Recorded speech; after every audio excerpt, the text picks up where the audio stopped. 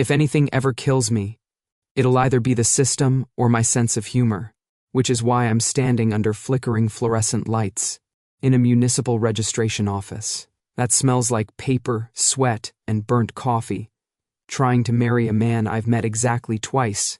Romantic, I know.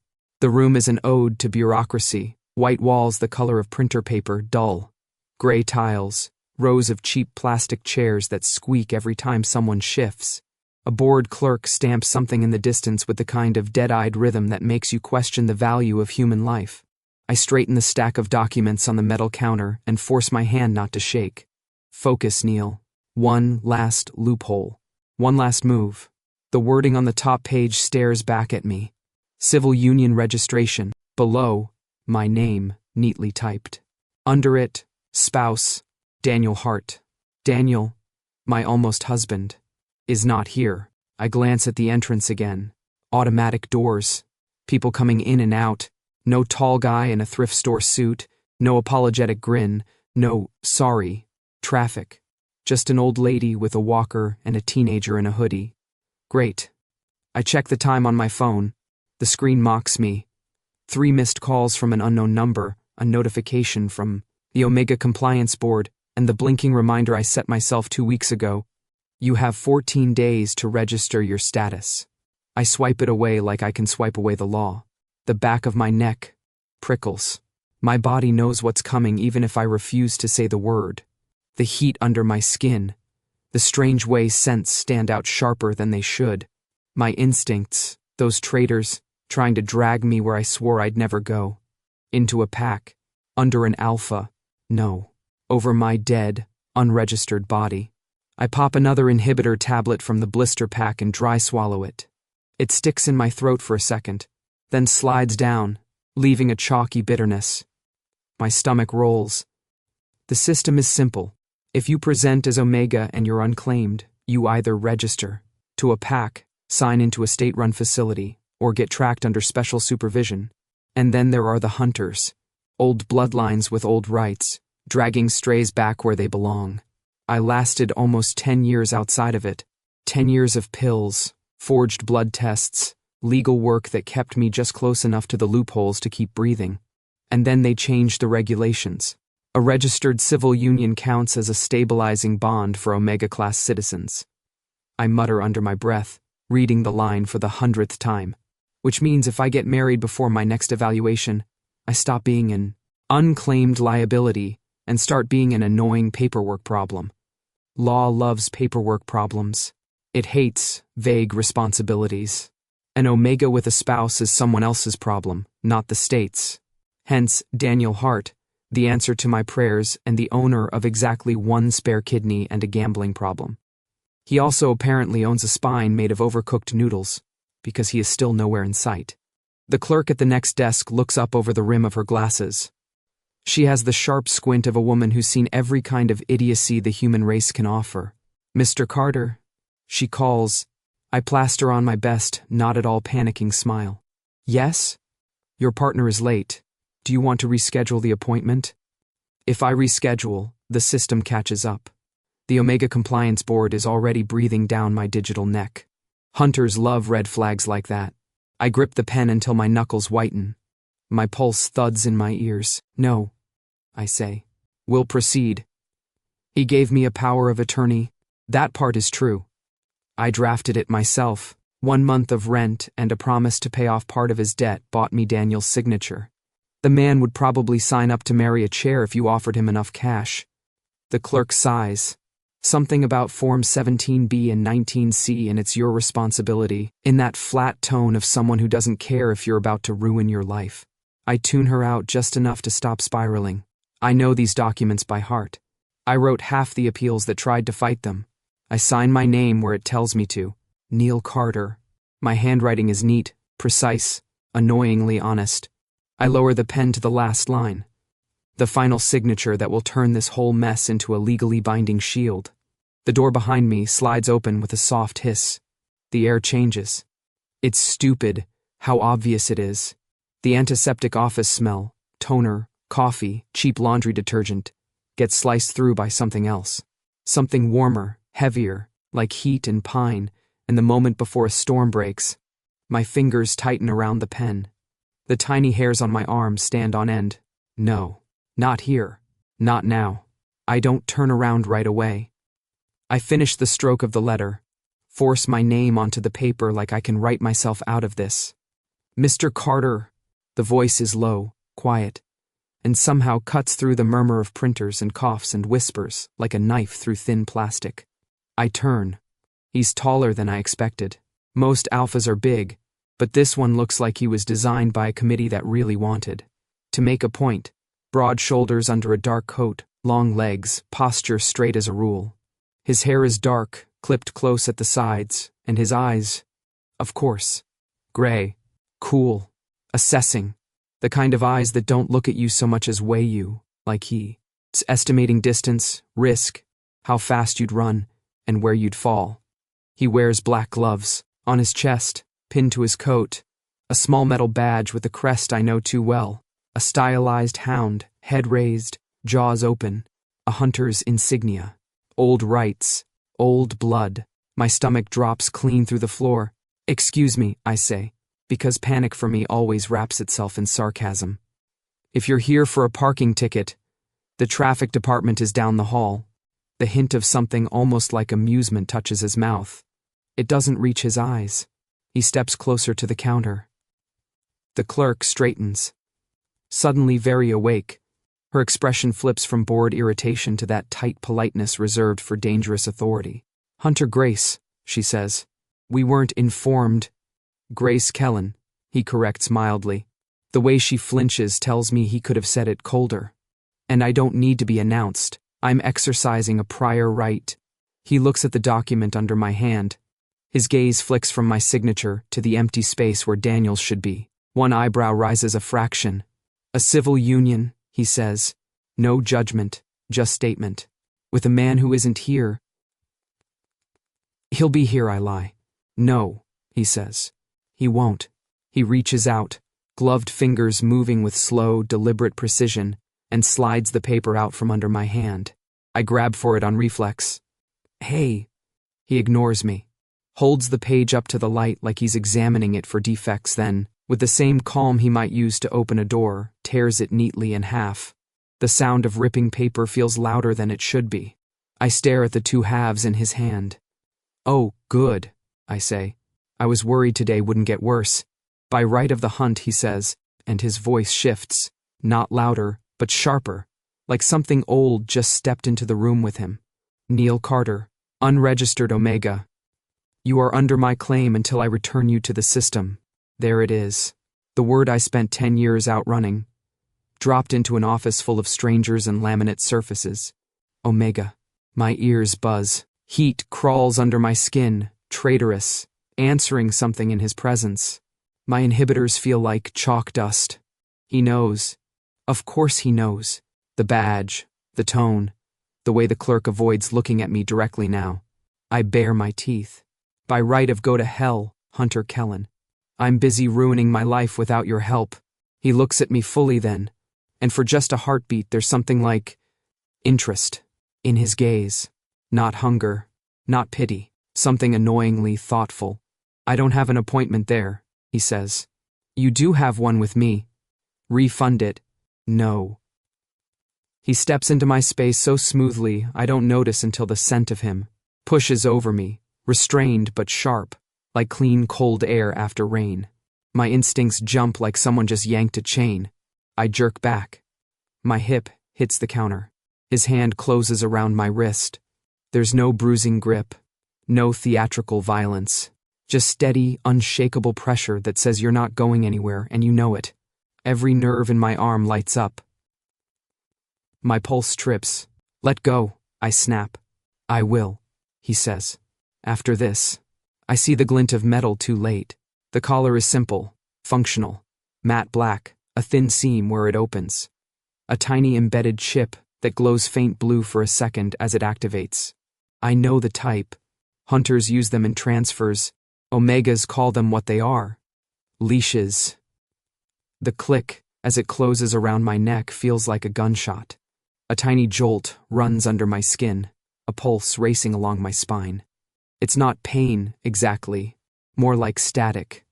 The ambient smells in the room dim, as if someone turned down the saturation on the world. The roar of my instincts, that constant background noise I've been fighting for years, drops to a low, manageable hum. My hand flies to the collar. The material is smooth, warm, already sinking to my body heat. It's snug, not choking, but heavy with implication. I swallow. The movement presses my throat against the band. You're kidding, I say hoarsely. You're actually putting a collar on me in a government office. Do you people have no sense of subtlety? One of us is wearing a leash, he says evenly. The other is following procedure. I want to hit him. I also want to throw up. Instead, I laugh. Because that's what I do when my world is collapsing. I set it on fire with my mouth. Aren't you supposed to drag me out caveman style? I ask. Over the shoulder, grunting, all that. Only if you run. I don't plan to run. I do it anyway. The second his grip loosens, I twist, jerk my wrist free, and bolt toward the exit. My sneakers squeak against the tiles, a ridiculous soundtrack to my escape attempt. A chair crashes as I knock it over. Someone yelps. The automatic doors see me coming and start their lazy, dignified glide open. And then a hand catches the back of the collar and yanks. Not hard enough to hurt, just enough to stop me like I've hit an invisible wall. My body jerks backward, my feet skid, my breath slams out of my lungs in a half-cough, half-swallowed curse. He reels me in calmly, like I'm a dog at the end of a too long leash. I end up a step away from him, chest heaving, cheeks burning. The clerk has vanished. The few people in the waiting area are suddenly very interested in their phones. You done? He asks. I hate you, I say. That's not an answer. I hate you a lot. He almost smiles. Almost. You have two options, Neil Carter, he says quietly. You go with the sellers, and you know what they do to omegas they buy. Or you come with me. The word sellers drops like ice into my stomach. I picture the rumors, packed houses, contracts written in someone else's blood, omegas treated like stock inventory. I've drafted clauses trying to sue them. They don't care. I look at him, at the badge, at the calm, steady way he's holding the leash between two fingers, like he's giving me room instead of choking it shorter. I don't trust alphas. I don't trust hunters. I definitely don't trust a man whose family built their name on dragging people like me back into the fold. But I trust what I know about the law. Hunters have rules. Sellers don't. Those are terrible options, I say. They're the ones you have. I exhale slowly. My throat feels tight against the collar. Fine. I spit. I pick you. He inclines his head, like I've just agreed to a perfectly reasonable business deal and not chained myself to my worst nightmare. Good choice, he says. I bare my teeth at him in something that isn't a smile. Oh, don't worry, I murmur, as he guides me toward the door with a light touch at the small of my back, the leash humming softly against my neck. I fully intend to make you regret it. I wake to sunlight. Not blinding, not dramatic, just warm, uninvited, smug sunlight pouring through. Floor-to-ceiling windows I definitely didn't fall asleep in front of. For a second, I don't remember where I am. The mattress is soft. The sheets smell like detergent that costs more than my entire wardrobe, and the room is too quiet. Not the apartment above a bar kind of quiet I'm used to. This silence is curated, purchased, protected. Then the collar shifts against my skin. A cold ring, a tight pulse, a reminder. Right. The hunter. I sit up sharply. The movement tugs at the band on my neck, and a sting blooms across my throat. When I touch the skin under it, it's warm and a little raw. Perfect. I got abducted and mildly chafed. My pulse spikes, but indignation holds it steady. Fear can wait. Anger is easier. The room, apparently a guest room which is rich, is larger than my whole apartment. Minimalist furniture, neutral colors, a single landscape painting that looks like it was chosen by someone who doesn't feel things, but knows he's supposed to decorate. The door has two locks, one inside, one outside. Subtle, almost polite, like a gilded cage with Wi-Fi. I'm still scanning escape routes when the door opens with a soft click. He fills the frame. Hunter Gray's Kellen. Black t-shirt instead of the coat from yesterday. No gloves. Still radiating that quiet, infuriating confidence, like he wakes up every morning fully briefed on how not to lose. Morning, he says. It was, I reply coolly, until you showed up. His gaze drops briefly to the collar, checking, assessing, then flicks back to my face. How's your neck? Cold. Thanks for asking. I fold my arms. Mind explaining why I woke up in your house and not, I don't know, an actual detention facility? Don't hunters usually toss omegas into reinforced cells or wherever you store your morality? His mouth twitches, an almost smile. I hate that I notice. You weren't detained, he says. You were transferred into protective custody. I didn't ask for protection. You didn't have the luxury of declining it. On what grounds? Right of the hunt. Show me the statute. It's older than statutes. Convenient. He exhales. Not frustrated, just patient. Like I'm an exam he's already studied for. I swing my legs over the side of the bed. The floor is warm. Heated floors. Of course. So, I say, standing. How long do you intend to keep me here? As long as it takes. For what? To stabilize your situation. That's vague and suspicious. It's accurate. Do you hear yourself? I gesture around the room. Why am I in your house, Kellen? Where's the official holding area? Where are the handlers, the compliance officers? Why the personal touch? He leans a shoulder against the door frame, calm as a snowdrift. There is no holding area in my district. I don't use handlers. And compliance officers are slow. You needed immediate removal from risk of being taken by sellers. I stop. The word drops like a stone through my ribcage. He continues, unruffled. Unregistered omegas draw attention. Sellers track them before the board does. They move fast. You were flagged. Twice. I reached you first. My breath stutters for a moment, then burns into anger. And you expect me to believe you're the hero in this story? No, he says simply. But I expect you to listen long enough to survive. The room feels too warm. My skin prickles with confusion and resentment. I pivot to the next line of attack. How many omegas do you keep here then? What am I? Number 4? 5? The loud one? The one you plan to offload later? Go on, enlighten me. He doesn't blink. 0. I snort. And now? 1. There's that twitch of almost amusement, and I swear it's designed to personally offend me. And he, Grays adds mildly, is very loud. Great. Add that to my resume. I pace away from him because standing still feels too much like conceding. Fine, I say. You've abducted me, collared me, insulted me, and provided annoyingly comfortable sheets. What now?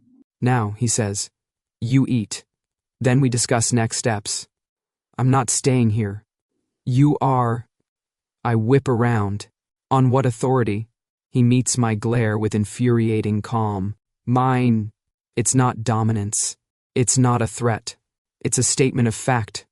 Delivered without arrogance. Something in me bristles anyway. He steps fully into the room. The collar is not to restrain you. It's to prevent others from claiming you while you're under my protection. You're not a prisoner, Neil. But you can't walk out the front door without painting a target on your back. I can take care of myself. You haven't so far. My fists curl. You think I ran for 10 years because I'm incompetent? He shakes his head. No. I think you ran because you were alone. I freeze. It's stupid that it hits me. Stupid that it lands like a pressure point I didn't know he could see. His voice softens by a fraction. You're safe here, temporarily, until I sort the situation and present you to the board on terms that don't end with you sold to the highest bidder. I swallow around something dry. Anger, maybe. Or the beginning edges of something I refuse to name. Don't try to make this noble, I mutter. You're still a hunter, and you're still here. The moment stretches, brittle, electric, until I break it. Fine, I say. If you're so committed to this little rescue mission, at least make yourself useful and explain the actual rules. He nods once. If you want clarity, ask. Oh, I'll ask. I start firing off questions like bullets. What jurisdiction do you operate under?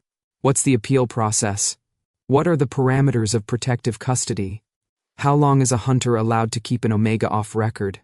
Are you obligated to report me within 72 hours? Or does the caller change the timeline? He answers every one. Short, precise, no condescension, no theatrics, and every time I pause for breath, he watches me with that maddeningly attentive focus, as if he respects the interrogation, which pisses me off more than if he didn't. When he finishes outlining the part about temporary immunity under a hunter's personal claim, I make my move. I drift toward the window, casually, naturally, like I'm just thinking. He keeps talking. Good. I unlatch the window silently. The fresh air hits my face like freedom. I don't give myself time to think. Just climb onto the sill, grip the frame and drop. It's not a far fall. I land on soft dirt, knees bending automatically. I sprint toward the side fence, tall, metal, climbable if I don't hesitate. I don't make it 10 steps. He's already there, not winded, not surprised, just leaning against the fence like he teleported. Thought I wouldn't notice? He asks. I glare. I thought you were dumber. He tilts his head. I'm glad to disappoint. My heart is hammering, but not with fear, with fury, and something else. Something like reluctant respect I want to strangle. He steps aside, giving me space, not grabbing me, not hauling me back like he has every right to. I won't stop you from trying, he says quietly, but I will stop you from dying. I clench my jaw. I don't need your protection. No, he agrees, but you have it anyway. And somehow that makes it worse. Because I don't know how to fight someone who doesn't fight back. Not with force, not with dominance, but with patience. And patience is the one thing I've never learned how to run from. Grace's office looks exactly like I imagined his brain would, organized, quiet, and mildly threatening. Dark wood desk, metal shelves, a wall of neatly labeled binders.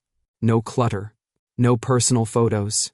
Just a single plant that somehow isn't dead, which tells you all you need to know about his commitment to maintenance.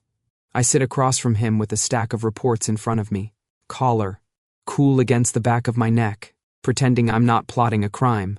This is busy work, I say, flipping a page. You know that, right? It's necessary, he replies, not looking up. And it keeps you occupied. There are other ways to keep me occupied. I'm not interested in those. I ignore the way my brain immediately offers up a list of options just to annoy me.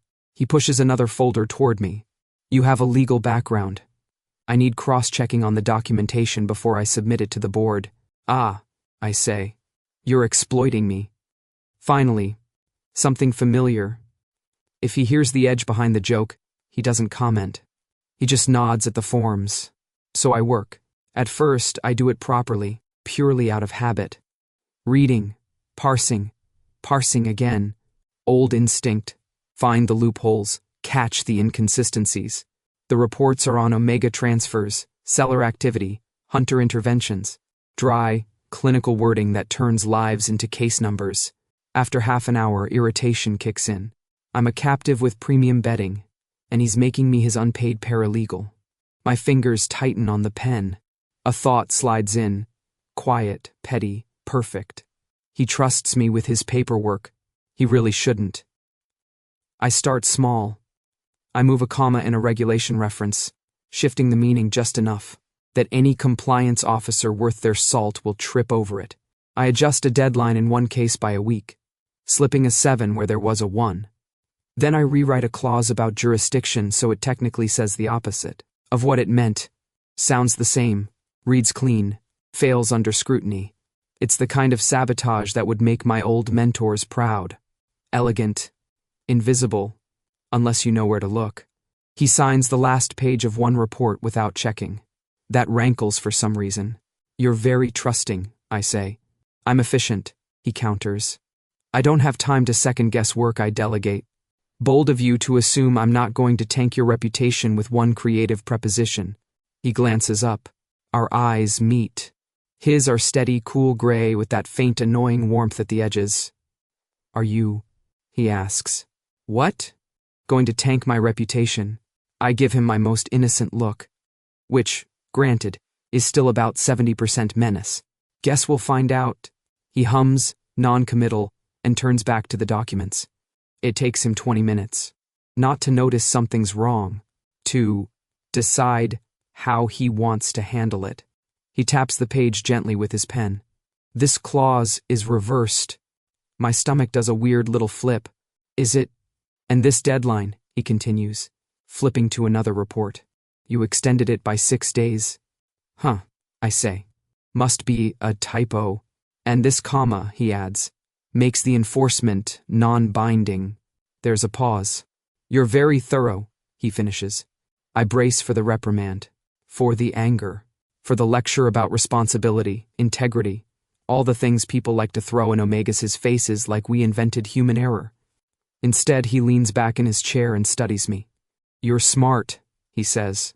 I blink. Excuse me? Not just educated. Sharp. You found structural weak points in under an hour and exploited them in ways that would hold up until a trained eye caught them. He sets his pen down. Too smart to waste your time on sabotage that will only come back on you. I stare at him. Is that supposed to be a compliment or a warning? Both. The corner of his mouth eases up 0.5 centimeter. Come here. I'll show you how these are supposed to be filed if you don't want the board tearing them apart. The words knock the sarcasm right out of me for a second. I'd built the moment up in my head. His anger, my defiance, a clash big enough to rekindle every reason I have to hate his kind. Instead, I get an offer to learn. Why would I help you do this right? I demand. Because it affects you directly, he says. If I mishandle procedure, the board can overrule my claim and move you to a state facility. Or worse, sell your case to private contractors. You don't want that. He's not wrong. That's the worst part. He gestures to the side of the desk, like a teacher inviting a particularly insolent student to look at the textbook instead of the ceiling. I go. He spends the next 15 minutes walking me through the way a hunter's report is constructed, where phrasing is critical, where numbers can't move, where the board looks first when they want to deny a request. He doesn't talk down to me. He doesn't gloat about catching my tricks. He just folds my sabotage into the lesson. You see?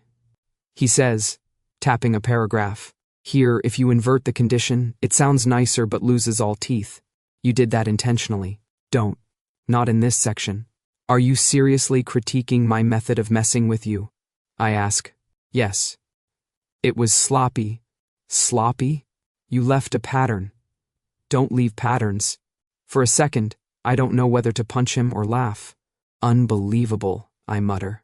The mighty hunter is teaching his captive how to more efficiently commit white-collar crime. Think of it as professional development, he replies. My chest feels tight in a way that isn't entirely unpleasant or sane. I shove the feeling down until it stops moving. He should have yelled. He should have punished me.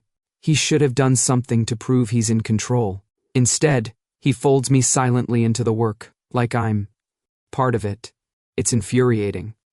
Over the next few days, patterns settle in. I don't sleep well. The collar sits heavy on my neck, and even when it's not active, I feel it like a ghost hand. I wake up at odd hours and pace the hallway on bare feet, careful not to make noise. The house is large enough that I can almost pretend I'm alone if I don't look too closely at the doors that lock from both sides. I don't eat much either. My appetite has never handled stress well. You'd think my body would be used to it by now, but no.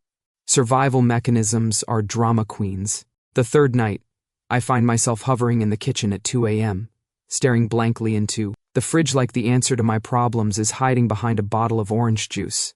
I don't notice him right away. He doesn't make noise when he moves. I swear the house adjusts around him. You should sleep, he says from the doorway. I start, nearly smacking my head on the fridge door. You should wear a bell. He steps into the pool of warm light from the under-cabinet fixtures. His hair is damp, like he just showered. There's a faint line between his brows, a crease that wasn't there when I first met him. Not hungry? He asks. Not particularly. You've barely eaten today. Oh, good. We're keeping a log. I closed the fridge a little too hard. What next? Charts? Graphs? A performance review of my chewing technique? He doesn't rise to it. He just looks at me for a long moment, then reaches past me into the fridge, pulls out ingredients, with the efficiency of someone who actually uses his kitchen, and starts cooking. I watch him crack eggs, slice bread, move with steady, unfussy motions. What are you doing? I demand. Making you food. I didn't ask. You don't have to. He plates an omelet and toast like it's the most obvious thing in the world, sets it on the counter in front of the stool where I'd been half perched, and then, this is the part that really disorients me, walks away. No sit, no eat, no hovering to make sure I comply. He just leaves, padding back down the hall until his footsteps fade. I stare at the plate. Why so calm? I mutter under my breath. Why aren't you pushing? Why aren't you? I stop myself. The truth is, I know exactly why it unnerves me. I've only ever known two modes of control, overt and neglectful. Either someone crushes you into shape, or they abandon you to do it yourself. This, quiet, consistent care with no strings attached? I don't have a file for that. I eat half without meaning to. The idea for my second escape attempt comes from boredom, resentment, and a paperclip. I find it on the floor in the hallway outside his office. A stray soldier fallen from a stack of reports. I pick it up, twirl it between my fingers, and feel something in my chest unlock. Locks. Right. When you grow up teaching yourself how to live unseen, you pick up skills. Opening doors that are for staff only, rerouting alarms, getting past cheap security. The lock on my bedroom door is better than cheap, but not by much. It's designed to keep people out, not in. The one on the outside is slightly more serious, but still mechanical. If he hasn't deadbolted it, I can work with that. The collar is the bigger problem. It blocks long-range tracking when set to private claim, but it still pings proximity sensors and responds to command frequencies. I've had days to feel out its behavior, to notice that when I stand by the old speaker in the corner of the room and crank white noise through my phone at certain volumes, the collar vibrates faintly. A micro-hum, a glitch, resonance. I spend an afternoon pretending to nap while actually cycling sounds through the speaker. White noise, low-frequency hums, everything I can find on free apps. It takes time, patience, and enough trial and error to give me a headache, but eventually I find it. One specific range makes the collar stutter. Not off, just fuzzy. The world dims for a second, then comes back. Something in the chip doesn't like competing signals. At night, when the house is quiet and the clock on the wall glows 1:37, I move. I put the speaker on the floor by the bed, turn the volume down low enough that it's just on the edge of hearing. Play. The collar hums, then slips. The faint sense of being watched recedes a notch, like the system's focus blinked. Okay, I whisper. Showtime. The lock takes 4 minutes. 2 to figure out the rotation, 2 to finesse the pins with the paperclip, and a flattened hairpin I'd liberated from the bathroom drawer. The door clicks open with a soft sigh. I step into the hallway. No alarms, no footsteps. The house sleeps. I move like a shadow, barefoot, pulse in my throat. Down the stairs, past the darkened living room, toward the side exit. The garden is silver with moonlight, all soft shapes and pale leaves. The air smells like damp earth and something floral. I cut across the grass, slip through the side gate, and out into the street. For 13 glorious minutes, I am free. I walk fast, then jog, then outright run, collar cool against my neck, speaker still buzzing in my pocket. The night city wraps around me, shuttered shops, the glow of a 24-hour convenience store, distant traffic. I know exactly where I'm going. When you're cornered, you run toward the last place that felt like yours. In my case, a tiny park 3 neighborhoods over, with a cracked stone bench and a dead street lamp, where I used to sit after long shifts and pretend the world wasn't tightening around my throat. I cut through 2 side streets, hop a curb, and slow as the park comes into view. He's already there, sitting on the cracked stone bench, like he belongs in this broken little clearing, dark coat back in place, hands in his pockets, one ankle resting casually on the opposite knee. The collar around my neck hums once, like it's laughing at me. My lungs burn. Good evening, Grace says softly. Anger rushes up, hot and blinding. Did you track me? I glitched the damn collar. I know, he says. I stop. You what? I noticed the interference earlier. He nods at my pocket. Clever. It would have thrown off a lesser system. My heart is still racing from the run. My hands tremble, more from the recoil of being caught than the exertion. So, how did you find me? I demand. If you didn't use the collar, how? I know where you go, he says. The words land harder than they have any right to. When you're afraid, he finishes. I'm not afraid, I snap.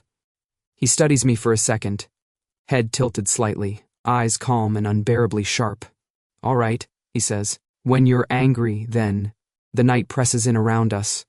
All muted noise and distant lights. My pulse stutters unevenly. The ground feels less solid than it did a minute ago, because he's right.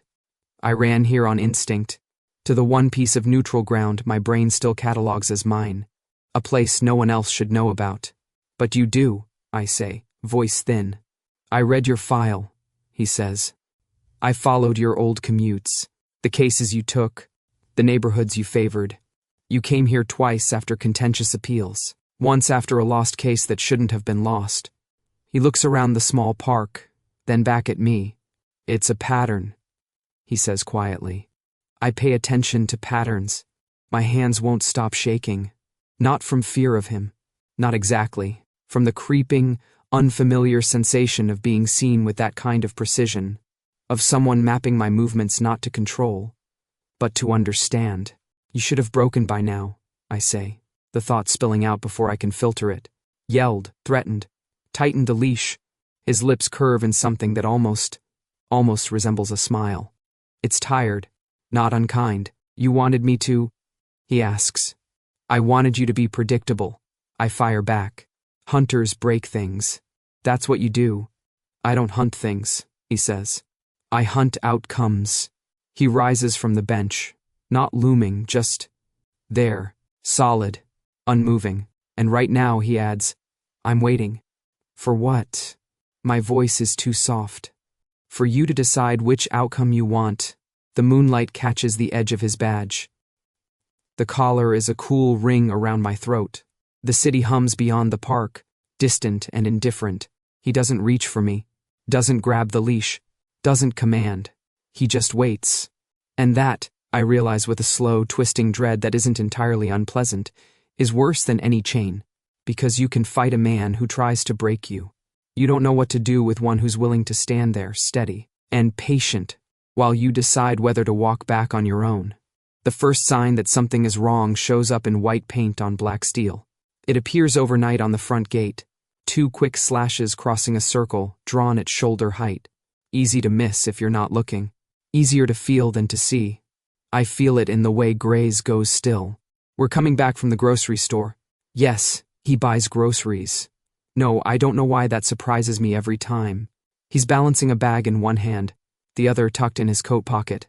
I'm trailing 3 paces behind, collar humming faintly, rehearsing, a speech about how I am capable of choosing my own brand of cereal. He stops so abruptly I almost collide with him. What? He doesn't answer. His gaze is fixed on the gate. It takes me a second to spot it. Then a third. When I finally do, something cold slides down my spine. The mark is simple, crude even, but I've seen a version of it in case files, in photos that came with sealed attachments and warnings from higher-ups. Seller's sign. Is that... My throat tightens. Tell me that's some neighborhood kid's abstract art. It isn't, Grace says.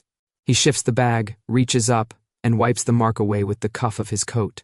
His jaw is clenched, every line of his body taut in a way I haven't seen before.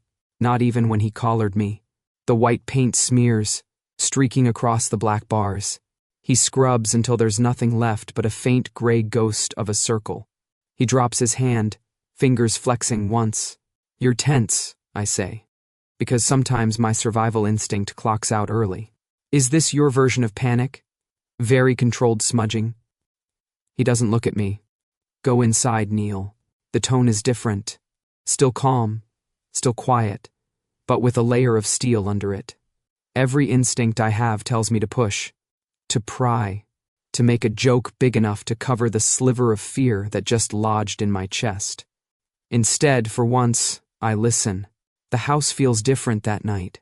Not visibly. The lights are the same, warm and muted. The hall smells faintly of coffee and soap. Somewhere deep in the walls, the heating system hums. But under it, there's a new frequency, an alertness I can't blame on my own anxiety.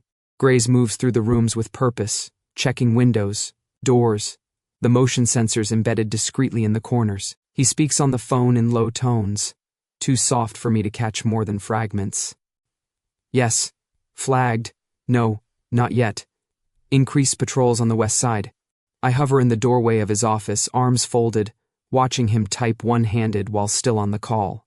Want to tell me what's going on? I ask.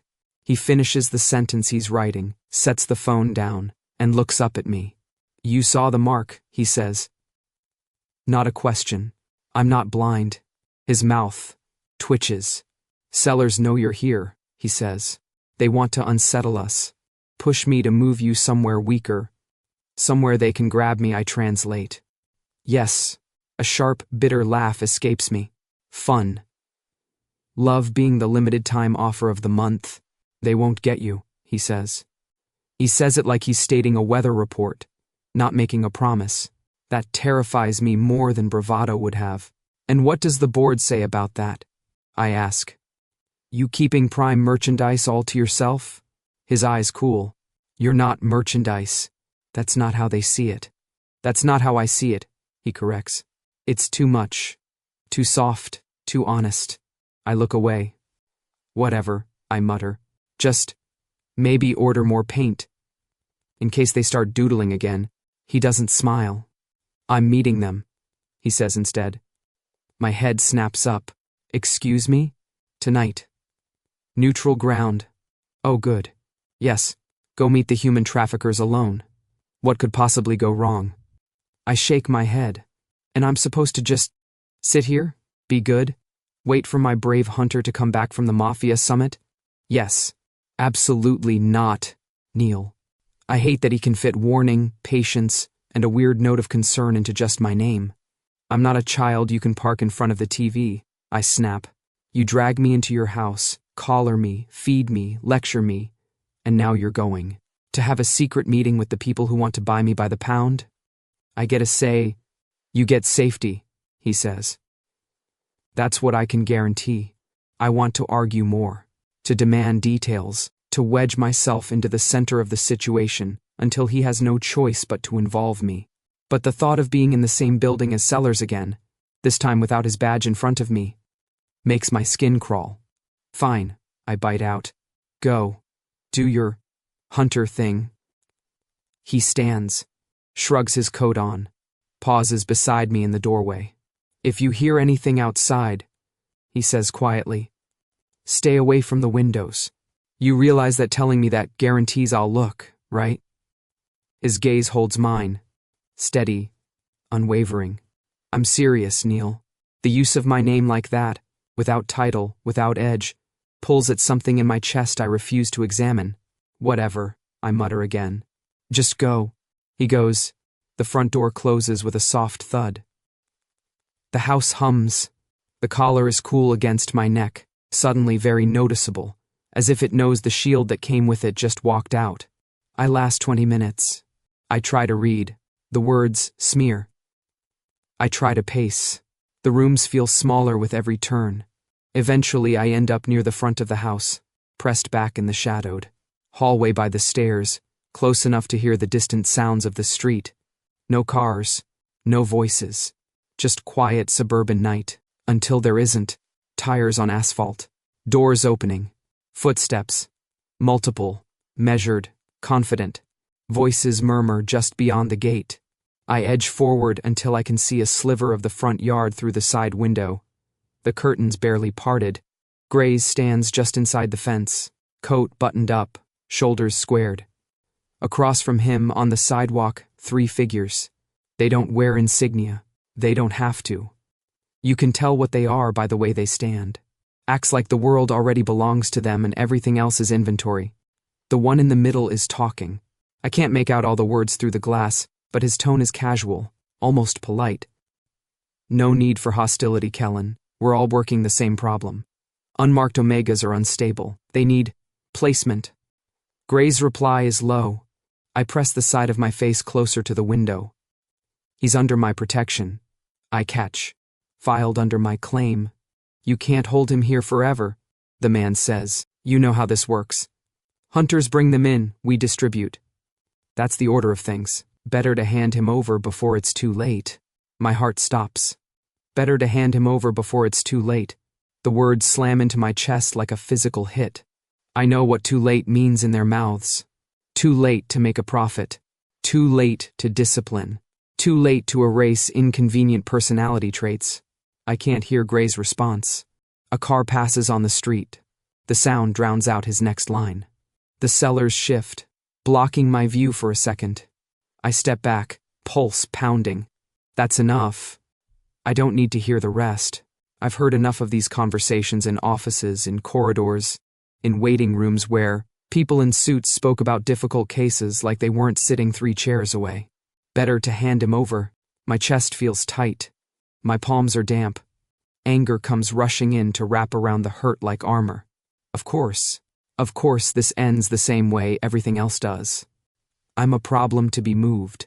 A liability to be transferred. He just took a scenic route. I don't remember going back to the living room. I only realize I'm there when the front door opens and closes again. Grays steps inside, expression carved from stone. He hangs his coat up with precise movements. When he turns, I'm already there, arms crossed, collar buzzing against my racing pulse. Have a nice chat? I ask. Sugar sweet. His eyes narrow a fraction. You were supposed to stay away from the windows. Oh, right, sorry. I clap a hand to my chest. Next time you negotiate my sale, I'll be sure to do it from the back of a closet. Neil, I heard you. I cut in. Better to hand him over before it's too late. A muscle jumps in his jaw. You didn't hear my answer. I don't need to, I snap. Your silence is pretty damn eloquent. For the first time since I've known him, frustration cracks through his calm. Do you ever stop to consider, he says, voice low, that there are things you don't know? Like what? The exact price you can get for me if you throw in my legal training as a bonus? His eyes flash. That is not what this is. Then, what is it? Grays. My voice spikes, too loud in the hallway.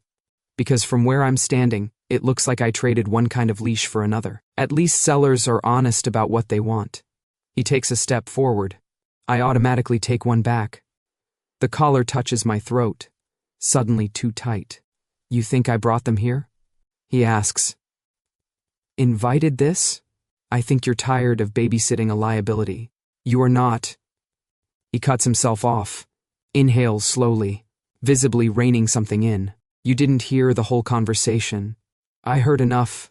Neil. Shut up, I say, and the word comes out raw. Just shut up. Silence drops between us, thick and heavy. His hand is clenched at his side. He forces it open. I am trying, he says quietly, to keep you alive. Maybe I didn't ask for that. No. He agrees. You didn't. That doesn't make it less necessary. Something in my chest lurches, off balance.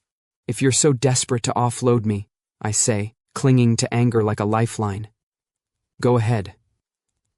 Save yourself the trouble. His expression closes down. The warmth in his eyes ices over, not cruel, just distant. If that's truly what you think, he says, nothing I say tonight will change it. He turns away. The dismissal stings more than I want to admit. Where are you going? I demand. To update the board, he says without looking back. And to make it clear again that my answer is no. The words should soothe something. They don't. Because all I can hear, echoing in the hollow of my chest, is the seller's voice. Better to hand him over. I'm moving before I've decided to. Out of the hallway, up the stairs, into my room. The lock clicks uselessly behind me. There's no safety there that isn't his. My bag is still half packed from another life. I shove a few things into it on autopilot. Phone, wallet, the crumpled blister pack of inhibitors, a jacket, the old battered sense of self-preservation that says run before they decide for you. The collar hums as if in protest when I open the window. I swing a leg over the sill. Round 3, I mutter to myself. Let's go. The night air is colder than last time. The quiet suburban street feels wrong, like the shadows are watching. I land, straighten, and start walking. I don't run. Not yet. Running draws attention. Walking says you belong. The further I get from the house, the more that illusion frays. A car's engine purrs behind me, too slow for normal traffic. I glance back once, casually. A dark sedan keeps pace, tinted windows reflecting streetlights. My heart stutters. Don't be obvious. Don't be prey. I turn down a side street. So does the car.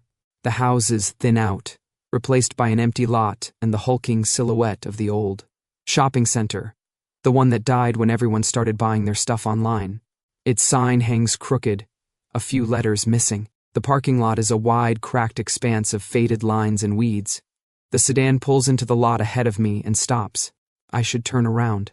I don't. 3 figures step out. They're not in uniforms, but everything about them screams professional.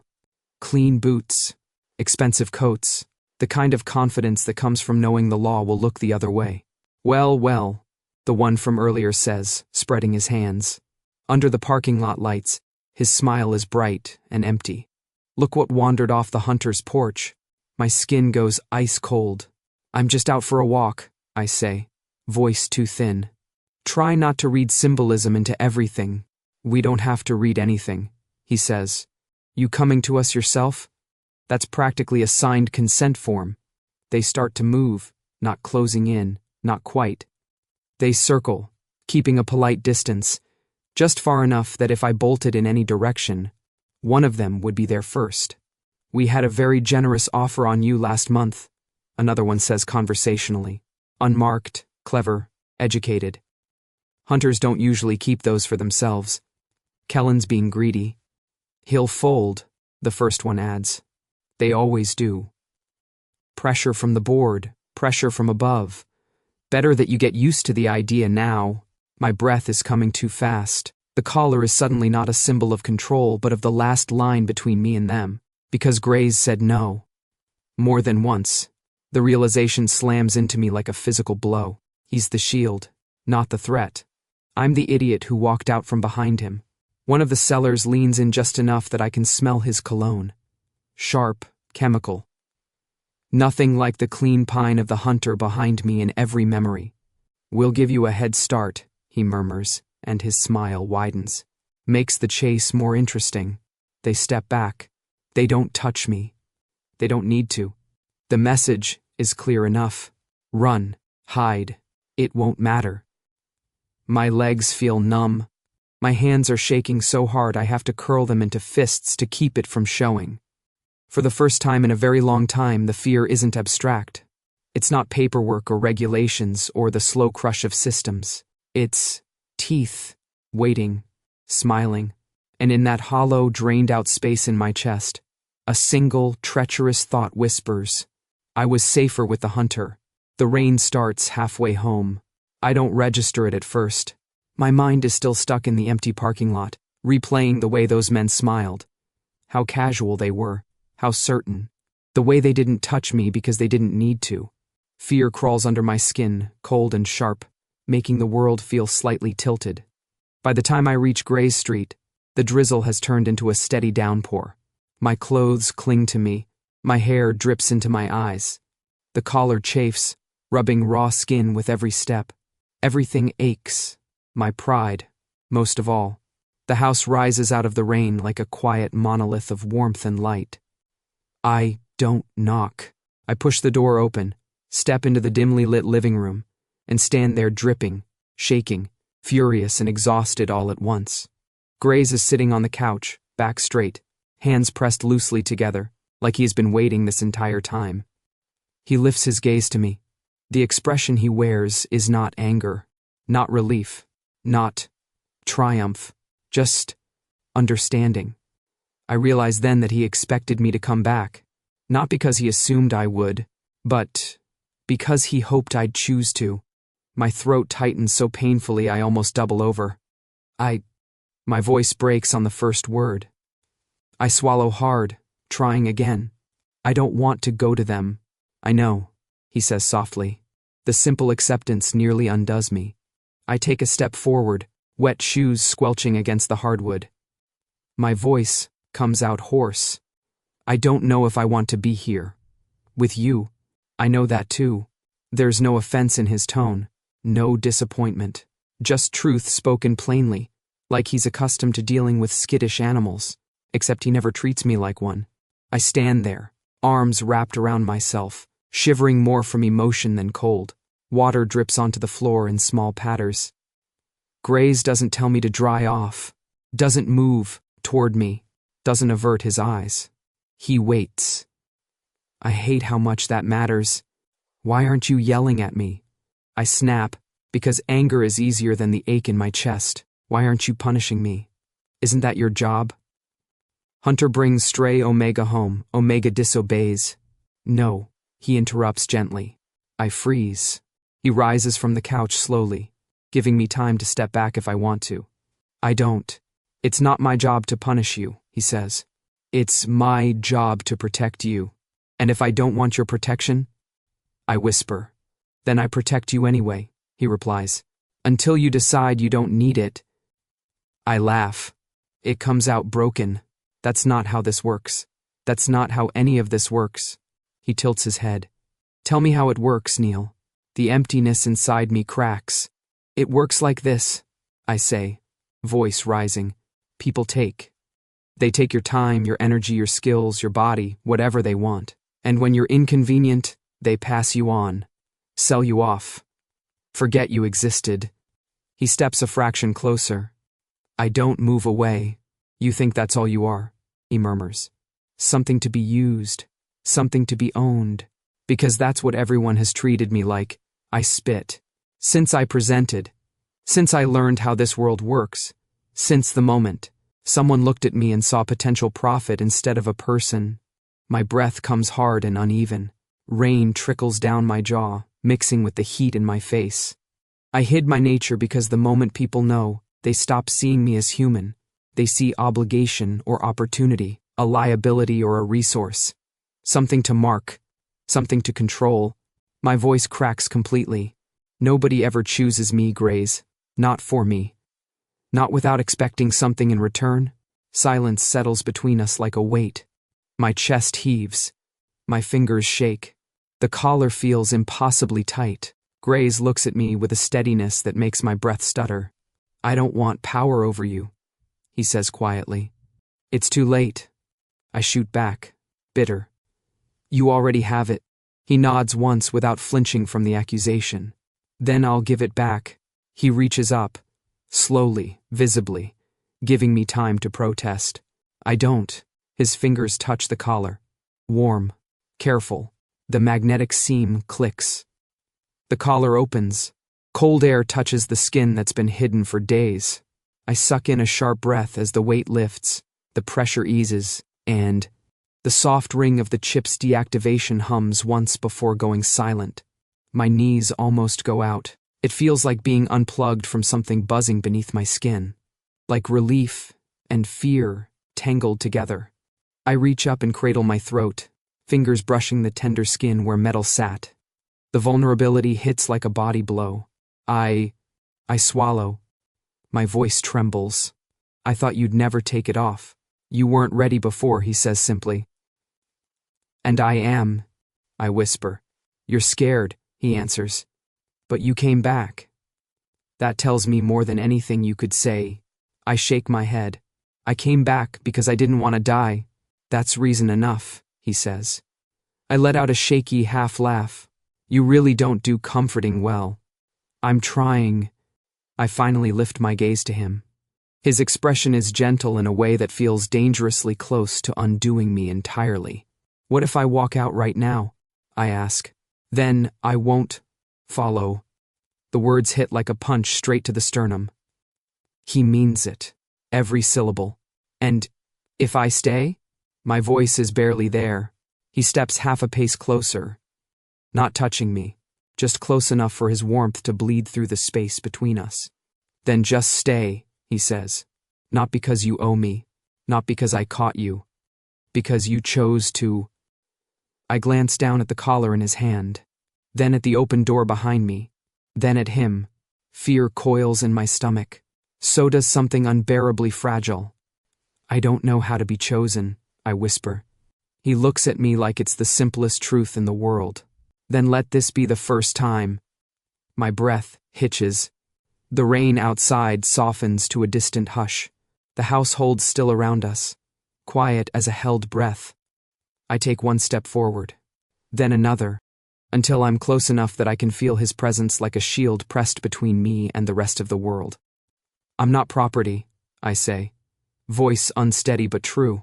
No, he says. You're not, and you're not my owner. No, he agrees, softer. I'm not. I close my eyes, then open them. I think I'll stay, I say, the words trembling out of me like something too long buried. His shoulders ease, not triumph, not possession, relief. Then stay, he murmurs, and for the first time in years, the choice feels like mine. The next morning feels unreal, not because anything dramatic happens, but because nothing does. No collar humming at my throat, no locked doors, no threats, no raised voices, no distant shadows waiting to pounce. Just sunlight drifting through the kitchen windows and the smell of coffee. I stand in the doorway for a second, unsure what to do with the absence of fear. My body keeps expecting tension, waiting for the familiar spike of adrenaline that's kept me alive for years. Instead, I see Graze at the stove, flipping pancakes. He glances over his shoulder when he hears me. Morning. His voice is calm, warm even, like last night hadn't been the emotional equivalent of peeling my ribcage open. I fold my arms to hide the uncomfortable surge of heat behind my ribs. So, I say, aiming for sarcastic and landing somewhere near hesitant, what's the training schedule for today, oh mighty handler of omegas? He doesn't miss a beat. Cuddles, he says. If you're good. I make a noise halfway between a scoff and a gag. Ugh. Fire me. A ghost of a smile touches his mouth. You can't fire a volunteer. I blink. Right. Volunteer. I stayed. I chose to. My cheeks heat, and I look dramatically anywhere else, preferably at something that doesn't have soft eyes and a jawline that could slice granite. Do you want coffee? He asks. Yes. No hesitation. It feels like a victory. He hands me a mug without comment, as if this is normal, as if we're normal. I take a sip and nearly melt into the floor. Of course his coffee is perfect. Of course. Stop being good at everything, I mutter. It's unnerving. He shrugs. I accept the criticism. God, he's impossible. And the worst part? I'm smiling into my mug. Routine settles in like it's been waiting for the opportunity. After breakfast, Graze brings me to what used to be a storage room. It's now a small office, desk, shelves, a comfortable chair, a window overlooking the back garden. You said you needed a place to work, he explained simply. I said that 3 days ago. I heard you. My throat tightens unexpectedly. I hide it with a theatrical sigh. Fine. But if you start hanging inspirational posters, I'm moving out. No posters. Another, almost smile. I did get you pens. Pens? You're spoiling me. He raises an eyebrow. Do you not want them? I didn't say that. He leaves me to it, and I sit at the desk, feeling strange. Settled. Rooted. Like my body hasn't received the memo that we don't need to run. A moment later, he appears in the doorway, holding a stack of reports. Ready? He asks. Define. Ready. Conscious. Barely. Give me the papers. We fall into a quiet rhythm. He explains the cases in his calm, steady voice. I grumble, make edits, complain about grammar, point out flaws. He listens, nods, occasionally smirks when I get overly dramatic. It's nice, annoyingly nice, comfortable in a way that makes me uneasy, because I don't know how to hold things that don't hurt. But Grays doesn't push. He never pushes. He's just there, patient and consistent, like a presence I can lean against without being crushed. It terrifies me, and it soothes me, and I hate that combination. Later we walk through the garden. The air smells like wet leaves and sunlight. The grass glitters. I shove my hands into my pockets and try very hard not to accidentally enjoy anything. Grays walks beside me, hands behind his back in that annoyingly composed way of his. For a few minutes, we just walk in silence. Birds chirp. The breeze moves through the trees. My heartbeat is the loudest thing in my body. You're quiet, he finally says. Don't get used to it. Noted. We reach the far end of the garden, where a tall hedge blocks the view of the street. I stop there, pretending to study a rose bush that has no business blooming this early in the season. Grays stands to my right, close enough that I can feel the warmth of him. Kneel, he says, soft enough that I don't mistake it for a command. I look up. He's watching me carefully, like he's afraid one wrong move will send me bolting into the hedge. And maybe it would. I don't know what possesses me. Maybe it's the sunlight. Maybe it's the leftover terror from last night. Maybe it's the knowledge that he took off the collar and didn't try to put it back on. But I lift my hand, slowly, hesitantly, and I touch his, just the back of his knuckles. Just barely. Like testing the surface of water I don't know how to swim in. Grays goes absolutely still. Not tense, not startled. Just still. Like his body's trying not to move a muscle in case it breaks whatever spell this is. His eyes flick down to our hands, then back up to me. You're trembling, he says quietly. My breath catches. You noticed. Hard not to. I swallow. My fingers twitch against his skin. You're the first person, I manage, voice thin and raw, I've ever touched without being afraid. Something shifts in his expression. Not pain, not joy. Something deeper, like the collision of relief and something unnamed that he's too careful to show. Kneel. He begins, voice gentler than I've ever heard it. I shake my head quickly, a huff of breath escaping, half laugh, half warning. Don't ruin it, I say. Please, just don't talk for a second. He shuts his mouth immediately, and we stand there for a moment, my trembling fingers resting on his unmoving hand. Sunlight warming the side of my face, the world holding its breath around us. It's nothing. It's everything. It's one tiny step in a direction I never thought I'd survive walking toward. I pull my hand away first. Not because I want to, because if I don't, I might press closer, might take more, might fall into something I can't climb out of. I clear my throat. Okay, emotional vulnerability quota reached. I'm going inside before you get any ideas. Grays exhales a sound that might be a quiet laugh. As you wish. I turn to go. I don't look back, but I feel it. His gaze, warm and steady, following me all the way to the door. And for the first time in years, the attention doesn't feel like a cage. It feels like being seen. The council chamber smells like wood polish, old money, and older grudges. It's a long room, framed by high windows and heavy curtains, lit by a chandelier that probably costs more than my entire pre-Hunter life. A massive table stretches down the middle, polished to a mirror shine. At the far end sits the crest of the Kellen line, a hound, head raised, mouth open in a silent howl. Fitting. I stand to the side of Grays, just far enough from the table that the elders can pretend I'm not fully in the room. Not one of them, not quite. Their mistake. There are 7 of them, mostly older, with the same gray eyes in different shades and different levels of disapproval. Some wear suits, some traditional jackets.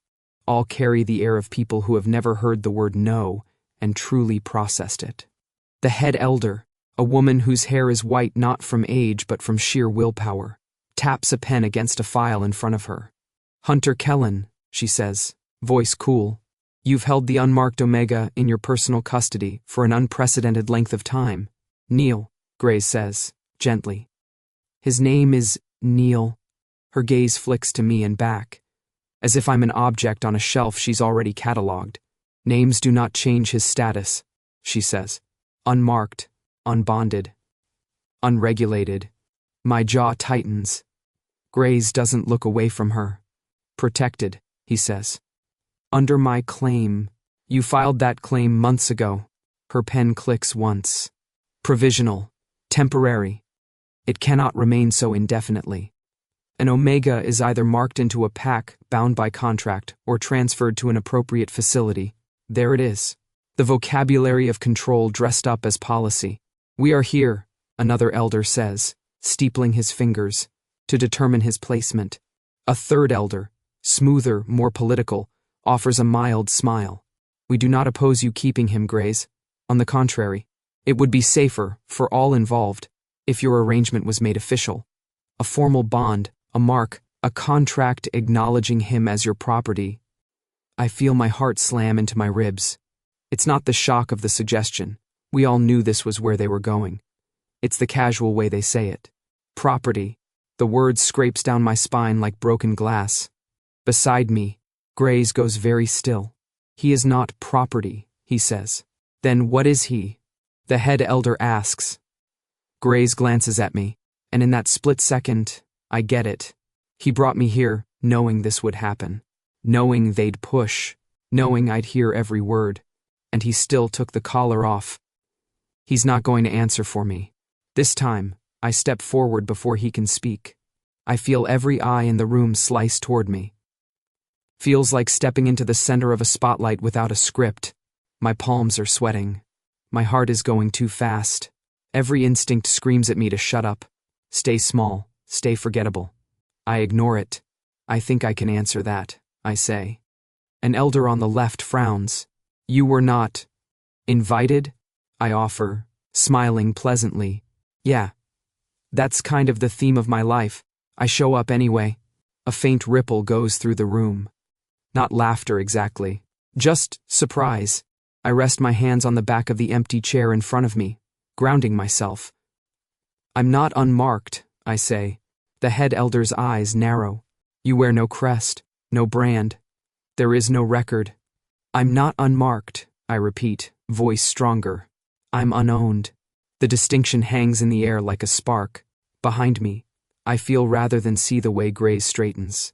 I am not a stray to be processed. I continue, the words getting easier as I go. I am not merchandise to be catalogued. I am not a liability to be shuffled into someone else's ledger. I take a breath. My pulse is loud in my ears. I'm a partner. Silence drops heavy and complete. 7 elders stare at me like I've suggested we replace all their legal codes with cat memes.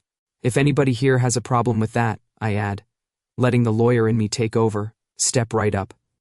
I'll be happy to draft your complaint and then destroy it in front of you. It's possible I'm enjoying this more than is wise.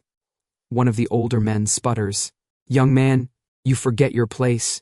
No, I cut in, polite smile sharpening. I'm finally standing in it. My hands are still shaking, but it's not fear now. It's momentum. You talk about me like an asset, I say. A thing to be transferred, codified, stamped. Hunters bring us in, sellers distribute us, elders sign off on the paperwork and go home feeling righteous. You want me to be property? I won't. You want me to be silent? I can't. You want me to be grateful? I'm not.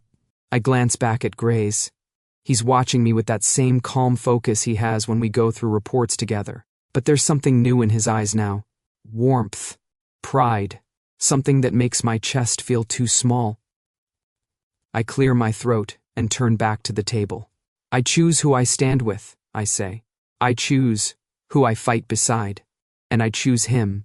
A long, heavy moment stretches. Nobody speaks. The chandelier hums. A car passes outside in the distance. Finally, the head elder exhales slowly. So you insist you are not unclaimed, she says. Yes, I reply. You insist you are not the hunter's property. Yes, and yet you remain under his roof. I lift my chin. By choice. She studies me in silence, then flicks her gaze to Gray's. This is highly irregular, she says. Most things worth doing are, he replies, her lips thin. But she doesn't argue. Very well, she says at last. We will record that the Omega known as Neil Carter remains under the voluntary protection of Hunter Kellen, without current formal marking or ownership. She says the last word like it tastes sour. I will also record, she adds, fixing me with a look sharp enough to cut, that any incident resulting from this arrangement falls on both of you. Perfect, I say. Joint liability. My favorite kind. I feel more than hear the quiet sound Grays makes behind me, something suspiciously like a stifled laugh. The head elder raps her pen once. The council is adjourned. That's it. No grand declarations. No applause. Just a few lines of text that say, in official language, we don't know what to do with you. So we'll let you do it yourselves, and hope you don't set anything on fire. Honestly, I'll take it. We step out into the cool evening air, the heavy door of the council hall closing behind us with a solid thunk. The street outside is quiet. The sky is the deep blue that happens right after sunset, when the world hasn't quite decided if it's night or not.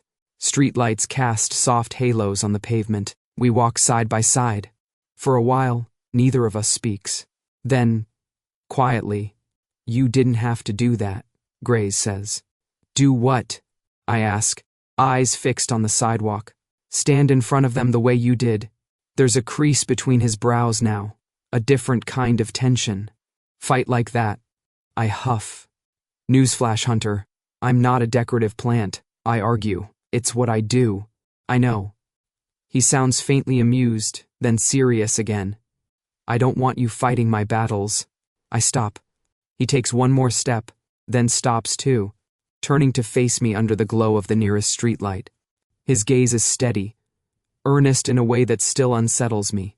I chose this fight when I claimed you, he says. I don't want you paying the price for my decisions. I look at him for a long moment, then I shake my head. You don't get it, I say softly. Then explain it to me, he replies. I'm not fighting for you, I say. I'm fighting with you. That's the difference. I've spent my whole life being fought over, decided over, moved like a file from one desk to another. If I'm in this with you, I don't want to be cargo. I want to be involved. His eyes soften. Neil, I want to stand beside you. I push on, voice rough. Not behind you, not under you, beside. You understand? Silence settles between us, but it's not heavy this time. It's full. He nods once, slow. Yes, he says. I understand. We start walking again. Our hands swing at our sides, close enough that our fingers brush now and then. The third time it happens, he doesn't pull away. The fourth time, he doesn't just let it pass. He lets his fingers turn, just slightly, so they line up with mine. My heart stammers. He doesn't grab my hand, doesn't weave our fingers together like some dramatic movie scene. He just lets our fingers rest, barely touching. A question asked in skin instead of words. I answer. I curl my fingers the smallest degree, letting them hook with his. His breath catches, so soft I barely hear it. We walk like that. Quiet street, faint traffic in the distance, our hands linked in a way that feels both ridiculously small and monumentally huge. After a while, he speaks. So, he says, voice low, a hint of humor threading through the warmth. Does this mean you're staying? I glance at him. His profile is etched in streetlight and shadow, that impossible jawline, the faint crease at the corner of his mouth that appears when he's trying not to smile. I squeeze his hand. I'm staying, I say. Not because you hunted me. Not because they say I should. Not because anyone owns me. I take a breath, feeling the words settle into place like they've been waiting for a home. I'm staying by right of choice, I finish. Not by right of the hunt. His fingers tighten around mine. For the first time in a very long time, the road in front of me doesn't look like a series of escape routes. It looks like something I want to walk with him. And if the system ever tries to kill me again, well, it'll have to get through both of us first.